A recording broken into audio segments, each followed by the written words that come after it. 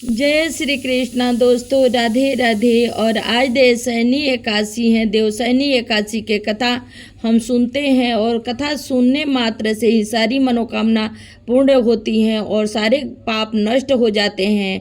तो देर न करते हुए चलिए हम देवशयनी एकादशी की कथा सुनते हैं। और धर्मराज युधिष्ठिर बोले कि हे भगवान, आषाढ़ माह के शुक्ल पक्ष की एकादशी का क्या नाम है और उस दिन कौन से देवता की पूजा होती है तथा उसकी विधि क्या है, सो विस्तार पूर्वक कहिए। श्री कृष्ण भगवान बोले कि हे राजन, एक समय नारद जी ने ब्रह्मा जी से यही प्रश्न पूछा था। तब ब्रह्मा जी बोले थे कि नारद, इस एकादशी का नाम पद्मा है। इसका व्रत करने में विष्णु भगवान प्रसन्न होते हैं। मैं यहाँ एक पौराणिक कथा कहता हूँ, ध्यान पूर्वक सुनो। सूर्यवंशी मध्यधाता नाम का एक राजा ऋषि था। एक समय उस राजा के राज्य में 3 वर्ष तक जल न बरसा, जिससे राज्य में अकाल पड़ गया और प्रजा अन्न की कमी के कारण अत्यंत दुखी रहने लगी। एक दिन प्रजा राजा के पास जाकर प्रार्थना करने लगे कि हे राजन, संसद विश्व की सृष्टि का मुख्य कारण वर्षा है। इस वर्षा के अभाव से राज्य में अकाल पड़ गया है और अकाल से प्रजा मर रही है। हे राजन, आप कोई ऐसा उपाय बतलाइए जिससे हम आप लोग इस दुख को दूर कर सके। इस पर राजा मान्यदाता बोले कि आप लोग ठीक कह रहे हैं। वर्षा से ही अन्न उत्पन्न होता है। वर्षा न होने से आप लोग बहुत दुखी हैं। राजा के पापों के कारण ही प्रजा को दुख भोगना पड़ता है। मैं बहुत सोच विचार कर रहा हूँ, फिर भी मुझे अपना कोई दोस्त नहीं दिखाई दे रहा है। मैं आप लोगों के दुख को दूर करने के लिए बहुत प्रयत्न कर रहा हूँ। ऐसा कहकर राजा मान्यधाता भगवान की पूजा कर कुछ मुख्य आदमियों को साथ में लेकर वन को चल दिया।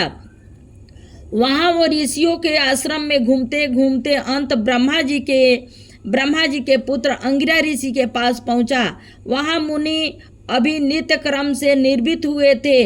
राजा ने उनके सम्मुख प्रणाम किया और मुनि ने उनको आशीर्वाद दिया और बोले कि हे राजन, आप कुशल पूर्वक तो हैं तथा आपकी प्रजा भी कुशल पूर्वक होगी। आप इस स्थान पर कैसे हैं, सो कहिए। राजा बोला कि हे महर्षि, मेरे राज्य में 3 वर्ष से वर्षा नहीं हो रही है। इसे अकाल पड़ गया है और प्रजा महान दुख भोग रही है।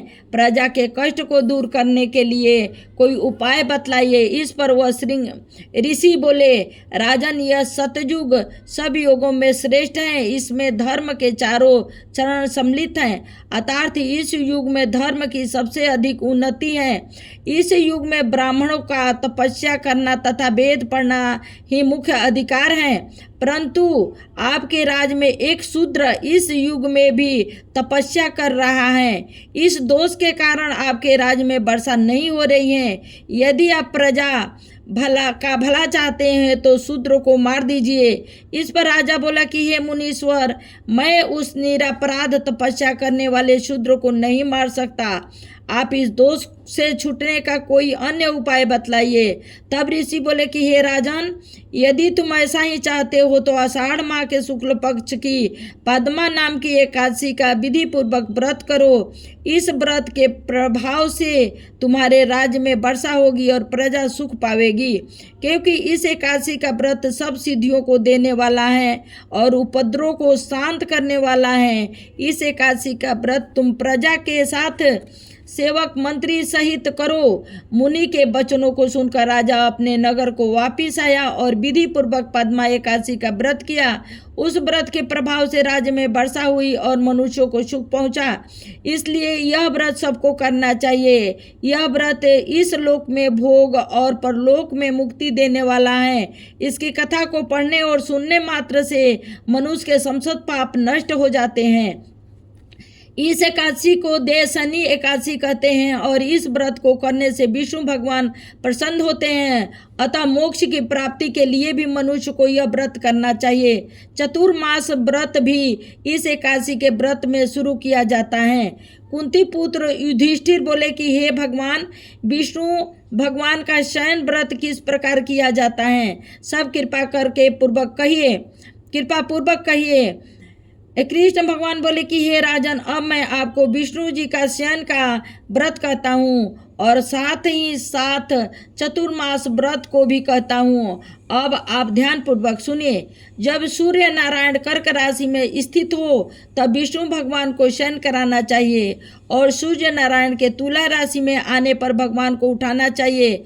लौद अधिक मास के आने पर भी यह विधि कैसे वैसे ही रहती है। इस विधि से अन्य देवता को न शयन करना चाहिए और न उठाना चाहिए। आषाढ़ माह के शुक्ल पक्ष की एकादशी का विधि पूर्वक व्रत करना और उस दिन विष्णु भगवान का प्रतिमा बनानी और चतुर्मास व्रत का नियम करना चाहिए। सबसे प्रथम उस प्रतिमा को स्नान करावे, फिर सफ़ेद वस्त्रों का धारण करा के तकियादार सैया पर शयन करावे और धूप दीप नवेद आदि से पूजन करना चाहिए।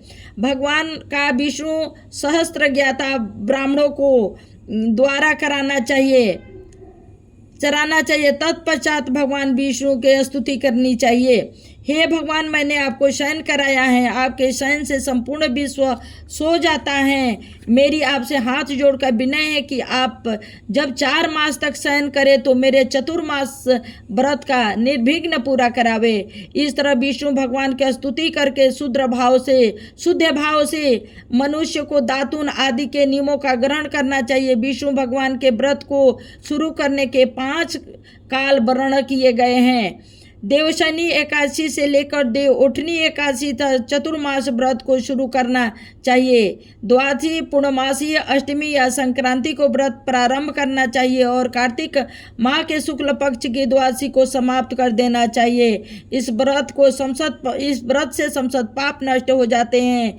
जो मनुष्य इस व्रत को प्रतिव्रत करते हैं वह सूर्य के समान देव दीप्यमान विमान होकर बैठकर विष्णु लोक को जाते हैं, विमान में बैठकर विष्णु लोक को जाते हैं। हे राजन, अब आप इसका पृथक पृथक फल सुने। जो मनुष्य देव मंदिरों में रंगीन बेल बुट्टे बनाता है उसे 7 जन्म तक ब्राह्मण की योनि मिलती है। जो मनुष्य चतुर्मास के दिनों में विष्णु भगवान को दही, दूध, घी, शहद और मिश्री के द्वारा स्नान कराता है वह वैभवशाली होकर सुख भोगता है। जो मनुष्य श्रद्धापूर्वक भूमि, स्वर्ण, दक्षिणा आदि ब्राह्मणों को देता है स्वर्ग में जाकर इंद्र के समान सुख भोगता है। जो विष्णु भगवान के स्वर्ण प्रतिमा बनाकर धूप दीप नवेद आदि से भगवान की पूजा करता है वो इंद्रलोक में जाकर अक्षय सुख भोगता है। जो मनुष्य चतुर्मास के अंदर नित्य प्रति तुलसी जी भगवान को अर्पित करता है या स्वर्ण की तुलसी अर्पित करता है वह स्वर्ग के विमान पर बैठकर विष्णु लोक को जाता है। जो मनुष्य विष्णु भगवान के धूप दीप से पूजा करते हैं उनको अनंत संपत्ति मिलती है। जो मनुष्य इस एकादशी से कार्तिक के महीने तक अस्वस्थ वृक्ष और विष्णु की पूजा करते हैं उनको विष्णु लोक की प्राप्ति होती है। इस चतुर्मास व्रत में जो मनुष्य संध्या के समय देवताओं तथा ब्राह्मणों को दीपदान करते हैं तथा ब्राह्मणों को सोने के कमल या वस्त्र देते हैं, सोने के लिए कंबल या वस्त्र देते हैं, विष्णु भगवान को जाते हैं।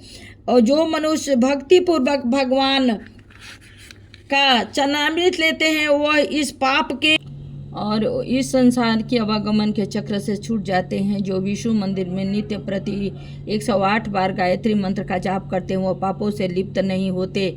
जो मनुष्य पुराण तथा धर्मशास्त्र को सुनते हैं और वेद पाठी ब्राह्मणों को वस्त्रों तथा स्वर्ण सहित उनका दान करते हैं वो दानी, धनिक, ज्ञानी और कीर्तिमान होते हैं। जो मनुष्य विष्णु भगवान या शिव जी का स्मरण करते हैं और अंत में उनकी प्रतिमा दान करते हैं वह सब पापों से रहित होकर गुणवान बनते हैं। जो मनुष्य सूर्य नारायण को अर्घ देते हैं और समाप्ति में स्वर्ण और युक्त गोदान करते हैं उनको पूरी आयु तक स्वस्थ देह प्राप्ति होती है तथा कीर्ति, धन और बल पाते हैं। चतुर्मास में जो मनुष्य गायत्री मंत्र द्वारा तिल से होम करते हैं वो चतुर्मास समाप्त हो जाने पर तिल का दान करते हैं उनके समस्त पाप नष्ट हो जाते हैं और निरोगी शरीर मिलता है और सुपात्र संतान प्राप्त होती है। जो मनुष्य चतुर्मास के व्रत में अंत में होम करते हैं और समाप्ति हो जाने पर घी, घड़ा और वस्त्रों का दान करते हैं वह ऐश्वर्यशाली होते हैं तथा ब्रह्मा के समान भोग भोगते हैं तथा अस्वस्थ वृक्ष के पूजा करते हैं।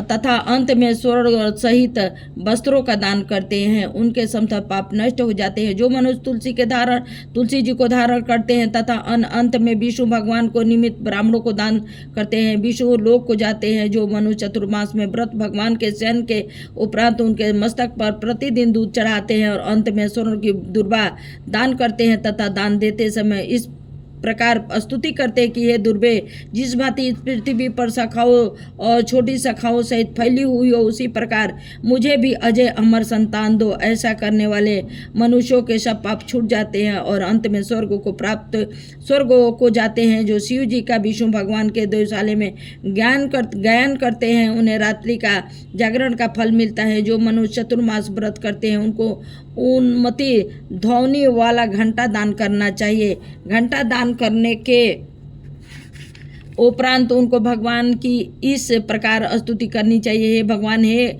जगतपति, आप पापों का नाश करने वाले, आप मेरे करने योग्य कार्य को न करने और न करने योग्य कार्य को करने से आप पाप उत्पन्न हुए हैं, उनको नष्ट कीजिए। चतुर्मास व्रत के अंदर जो नित्य प्रति ब्राह्मणों का चरणामृत पान करते हैं, वे समस्त पापों तथा दुखों से छूट जाते हैं और वह वायुवान लक्ष्मीवान होते हैं। चतुर्मास व्रत के समाप्त हो जाने के बाद गौदान करना चाहिए।